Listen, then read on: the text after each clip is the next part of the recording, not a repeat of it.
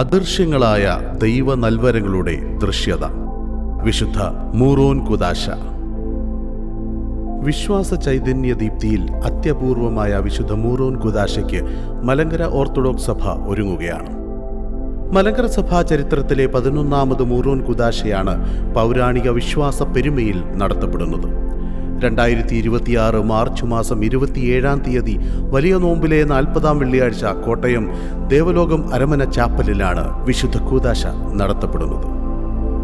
ആചാരപരമായ പ്രൗഢിയോടെ മലങ്കര ഓർത്തഡോക്സ് സഭയുടെ പരമാധ്യക്ഷൻ പരിശുദ്ധ ബസേലിയോസ് മാർത്തോമ്മ മാത്യൂസ് തൃതീയൻ കാതോലിക്ക ബാവ കൂദാശയ്ക്ക് പ്രധാന കാർമ്മികത്വം വഹിക്കും. ഓർത്തഡോക്സ് സുറിയാനി സഭയിൽ പരിശുദ്ധ പാത്രിയാർക്കീസന്മാരും പരിശുദ്ധ കാതോലിക്കമാരും മാത്രമാണ് ഈ കൂദാശ നടത്തുന്നത്. 1876 ഓഗസ്റ്റ് 27-ന് മുളന്തുരുത്തി മാർത്തോമൻ പള്ളിയിൽ വെച്ചാണ് മലങ്കര സഭയിൽ ആദ്യമായി വിശുദ്ധ മൂറോൻ കൂദാശ നടന്നത്. പരിശുദ്ധ ഇഗ്നാത്യോസ് പത്രോസ് തൃതീയൻ പാത്രിയാർക്കീസ് ബാവ പ്രധാന കാർമ്മികനായിരുന്നു ആ കൂദാശയിൽ. രണ്ടാമതായി 1911 ഓഗസ്റ്റ് 19-ന് മുളന്തുരുത്തി പള്ളിയിൽ വെച്ച് വിശുദ്ധ മൂറോൻ കൂദാശയ്ക്ക് പരിശുദ്ധ ഇഗ്നാത്യോസ് അബ്ദുള്ള ദ്വിതീയൻ പാത്രിയാർക്കീസ് ബാവ കാർമ്മികത്വം വഹിച്ചു. പരിശുദ്ധ ബസേലിയോസ് ഗീവർഗീസ് ദ്വിതീയൻ കാതോലിക്ക ബാവ 1932 ഏപ്രിൽ 22-നും 1951 ഏപ്രിൽ 20-നും കോട്ടയം പഴയ സെമിനാരിയിലും 1967 ഡിസംബർ 21-ന് പരിശുദ്ധ ബസേലിയോസ് ഔഗേൻ പ്രഥമൻ കാതോലിക്ക ബാവ പഴയ സെമിനാരിയിലും പരിശുദ്ധ ബസേലിയോസ് മാർത്തോമ്മ മാത്യൂസ് പ്രഥമൻ കാതോലിക്ക ബാവ 1977 ഏപ്രിൽ 1-ന് കോട്ടയം പഴയ സെമിനാരിയിലും 1988 മാർച്ച് 25-ന് കോട്ടയം ദേവലോകം അരമന ചാപ്പലിലും വിശുദ്ധ മൂറോൻ കൂദാശ നടത്തി. തുടർന്നുള്ള എല്ലാ കൂദാശകളും സഭാ ആസ്ഥാനമായ കോട്ടയം ദേവലോകം അരമന ചാപ്പലിലാണ് നടന്നിട്ടുള്ളത്. പരിശുദ്ധ ബസേലിയോസ് മാർത്തോമ്മ മാത്യൂസ് ദ്വിതീയൻ കാതോലിക്ക ബാവ 1999 മാർച്ച് 26-നും പരിശുദ്ധ ബസേലിയോസ് മാർത്തോമ്മ ദിദിമോസ് പ്രഥമൻ കാതോലിക്ക ബാവ 2009 ഏപ്രിൽ 3-നും പരിശുദ്ധ ബസേലിയോസ് മാർത്തോമ്മ പൗലോസ് ദ്വിതീയൻ കാതോലിക്ക ബാവ 2018 മാർച്ച് 23-നും വിശുദ്ധ മൂറോൻ കൂദാശ നടത്തിയിട്ടുണ്ട്. കോട്ടയം പഴയ സെമിനാരിയിൽ 1932, 1951, 1967, 1977 എന്നിങ്ങനെ 4 തവണയും കോട്ടയം ദേവലോകം അരമന ചാപ്പലിൽ 1988, 1999, 2009, 2018 എന്നിങ്ങനെ 4 തവണയും വിശുദ്ധ മൂറോൻ കൂദാശ നടത്തിയിട്ടുണ്ട്. ഇത് 5-ാം തവണയാണ് കോട്ടയം ദേവലോകം അരമന ചാപ്പലിൽ വിശുദ്ധ മൂറോൻ കൂദാശ നടക്കുന്നത്. മൂറോൻ എന്ന വാക്കിൻ്റെ അർത്ഥം പരിമള തൈലം എന്നാണ്. കൂദാശയിലൂടെ പരിശുദ്ധാത്മാവിൻ്റെ പ്രതീകമായി വിശുദ്ധ മൂറോൻ മാറുന്നു.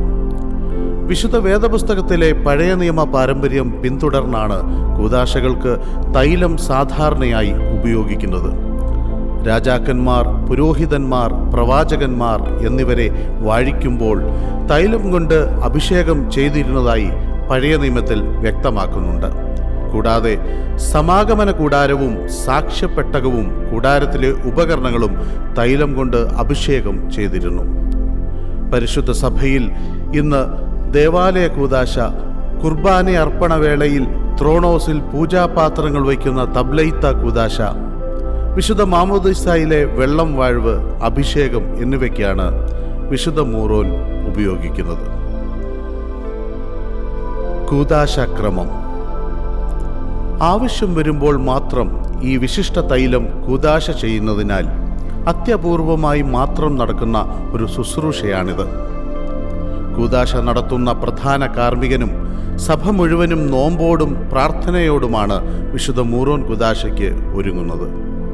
സഭ മുഴുവൻ ഉപവസിക്കേണ്ടത് ആവശ്യമായതുകൊണ്ടാണ് വലിയ നോമ്പിൻ്റെ അവസാനം 40-ാം വെള്ളിയാഴ്ച സാധാരണയായി കൂദാശ ക്രമീകരിക്കുന്നത്.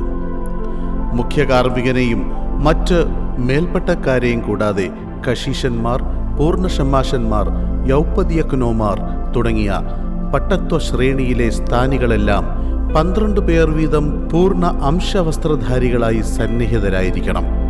അർക്കദിയാക്കോന്റെ പങ്കാളിത്തവും കൂദാശയിൽ സുപ്രധാനമാണ്.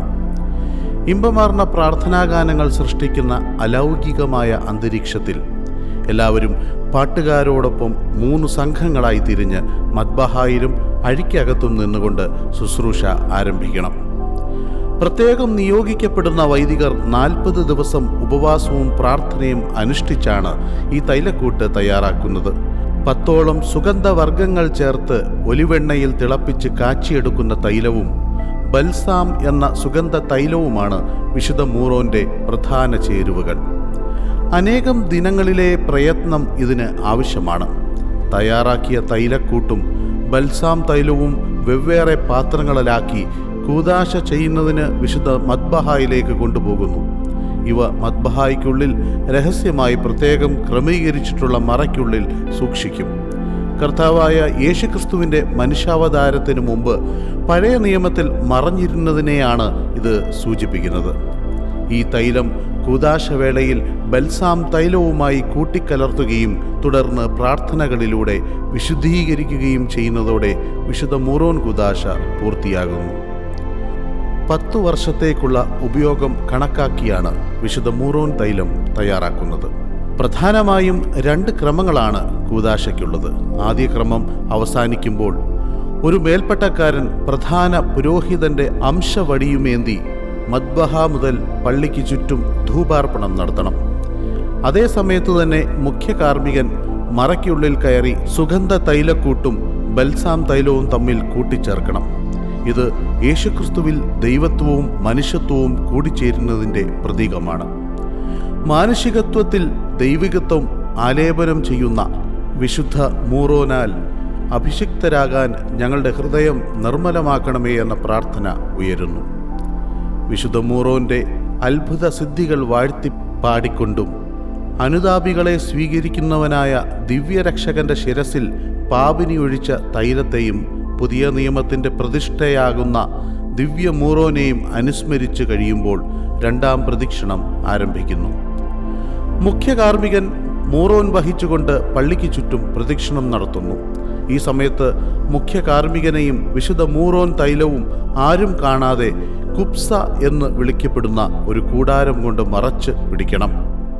ദൈവവും മനുഷ്യനുമായ കർത്താവ് തൻ്റെ മാതാവിൻ്റെ ഉദരത്തിൽ വസിച്ചിരുന്ന കാലത്തെയാണ് ഇത് സൂചിപ്പിക്കുന്നത്.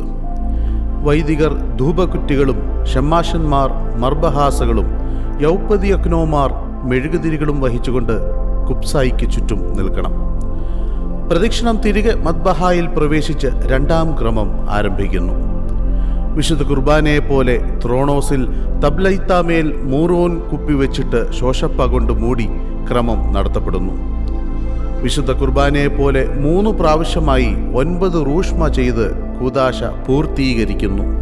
അവസാനം പ്രധാന കാർമ്മികൻ മൂറോൻ കുപ്പി വഹിച്ചുകൊണ്ട് ദേവാലയ മധ്യത്തിലെ ബീമായിൽ കൊണ്ടുവന്ന് ആഘോഷം നടത്തുകയും എല്ലാവരും മൂറോൻ കുപ്പി ചുംബിച്ച് അനുഗ്രഹം പ്രാപിച്ച് പിരിയുകയും ചെയ്യുന്നു.